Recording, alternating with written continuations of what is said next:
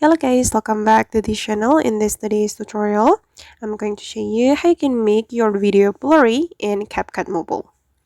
Okay, let's get into it guys. I have created a project in my CapCut application and I'm going to make this video blurry.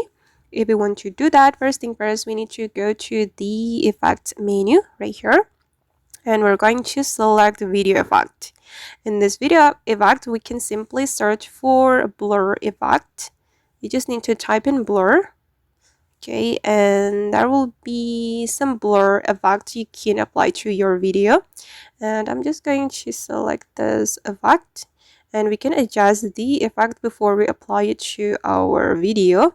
Just tap on adjust and you can customize how blurry you want it to be. And I'm going to make it a super blur. If you want to make it less blurry, you just need to go to the left like this, but I'm going to make it super blur. Okay, then you can click on the check mark and you can make it this effect align with your video like this, and this is the final result. Alright guys, and that's all the way to make our video blurry in CapCut. I hope this tutorial will be useful for you. Thank you so much for watching and see you in the next video.